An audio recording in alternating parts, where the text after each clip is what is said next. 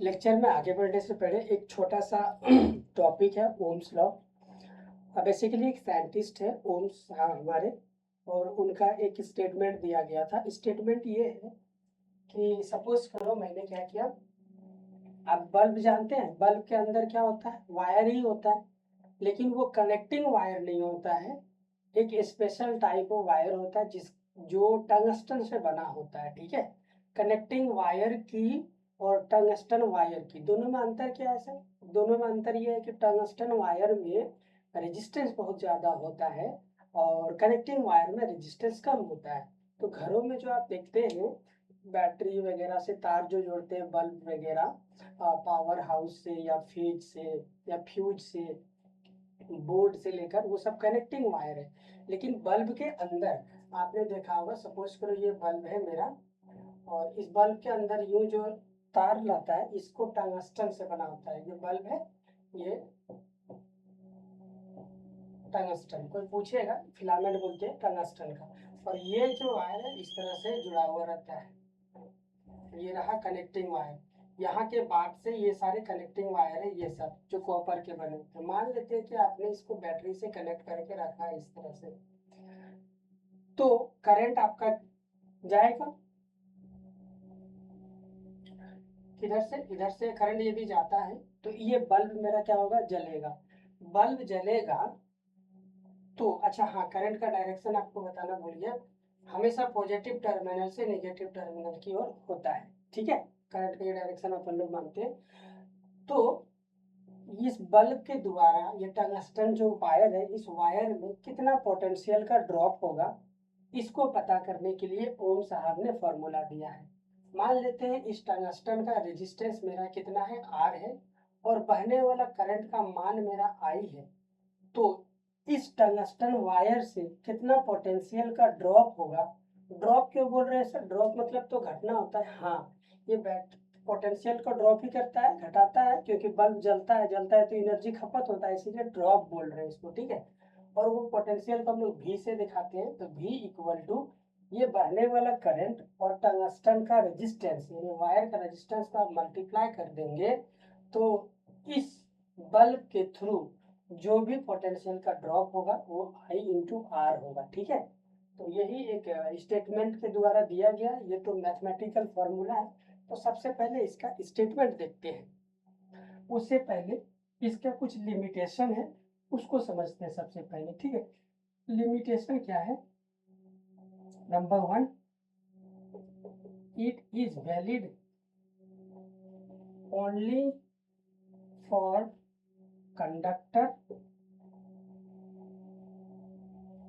And fix temperature. हाँ भाई, Ohm's law valid ही कहाँ पे है? कंडक्टर वायर के लिए वैलिड है। मॉडर्न फिजिक्स में जब हम लोग जाके पढ़ेंगे एक सेमी कंडक्टर, तो वहाँ पे ओम्स लॉ वैलिड नहीं होगा, क्योंकि सेमी कंडक्टर वो अलग मटेरियल हो गया। ये किसके लिए वैलिड है? कंडक्टर के लिए वैलिड है। और टेम्परेचर आपका फिक्स होना चाहिए, टेम्परेचर बढ़ता घटता नहीं रहना चाहिए। ठीक है, तो ये दो लिमिटेशन है ओम्स लॉ को लगाने से पहले। ये फॉर्मूला लगाओगे उससे पहले ये बात एग्जाम में पूछता है, लिमिटेशन क्या है। अब इनका स्टेटमेंट क्या था? ओम साहब का स्टेटमेंट, इनका स्टेटमेंट था पोटेंशियल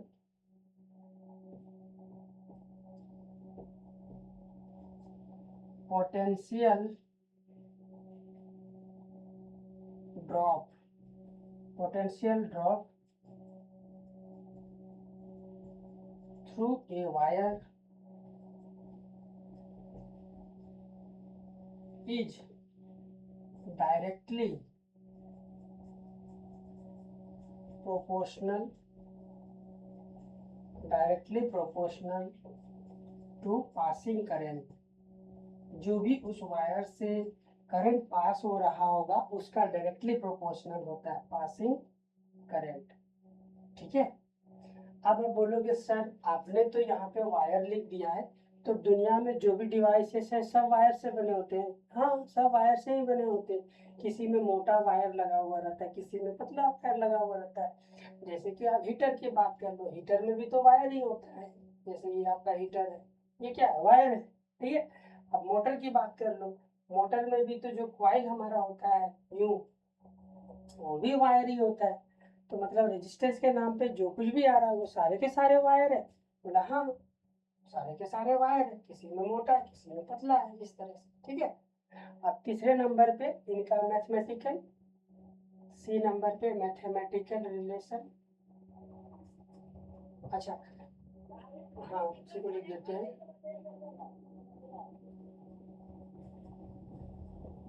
मैथमेटिकल फॉर्मूला बोल देते हैं। तो आप देख सकते हो जो भी पोटेंशियल का ड्रॉप होगा वो डायरेक्टली प्रोपोर्शनल होगा पासिंग करंट का, जो करंट पास हो रहा है उसका। इस डायरेक्टली प्रोपोर्शनलिटी साइन को हटाओगे तो एक कांस्टेंट आएगा, और ये और कोई दूसरा कांस्टेंट नहीं बल्कि वायर का रेजिस्टेंस होगा। तो ये आर आता है कांस्टेंट, तो दुनिया वाले भी इक्वल टू आई आर बोलते हैं, ठीक है।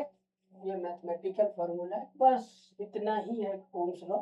और इससे ज्यादा जैक बोर्ड में ओम्स लॉ से ज्यादा क्वेश्चन पूछता नहीं, ज्यादा से ज्यादा पूछेगा तो आपका ये, लेकिन इस फॉर्मूला का यूज बहुत ज्यादा होने वाला है आगे, इसलिए। तो छोटू सा हम लोग एक नॉमिकल देखे ओम्स लॉ के बेसिस पे, फिर इसको हम लोग एंड अप करेंगे। जब तक मैं नॉमिकल पूछता हूँ तब तक आप इसको क्या करो, स्क्रीनशॉट लीजिए।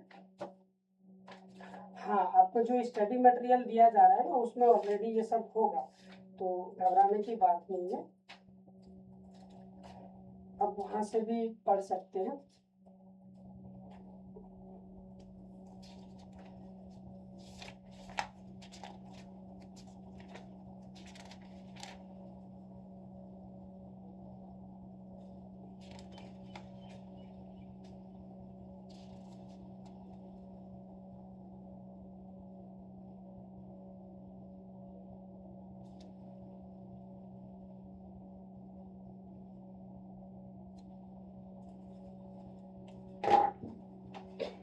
इसको इरेज कर दो, ठीक है।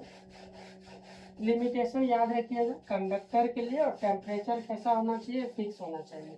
ये दो बातें बहुत इंपॉर्टेंट है। एक क्वेश्चन करते हैं छोटू सा। क्वेश्चन में गिवन है पोटेंशियल का जो ड्रॉप हो रहा है, वो पोटेंशियल का ड्रॉप हो रहा है 8 वोल्ट, और वायर का जो रेजिस्टेंस है वो है मेरा, सॉरी करंट जो पास हो रहा है वायर से वो मेरा है 4 एम्पियर। तो कहता है वायर का रेजिस्टेंस पता कीजिए, आर इक्वल टू क्या होगा। सिंपल है, ये फॉर्मूला लगाएंगे हम लोग वी नो, ठीक है। छोटू सा question equal to I R, तो आर बराबर क्या हो जाएगा, वी अपॉन आर। वैल्यू देखो रखो आप, सब ऐसा ही यूनिट में है, चलेगा मस्त, कोई दिक्कत ही नहीं है। 4/8/4 इक्वल टू 2 ओम। तो हम लोग का रेजिस्टेंस क्या आ गया, 2 ओम आ गया, ठीक है।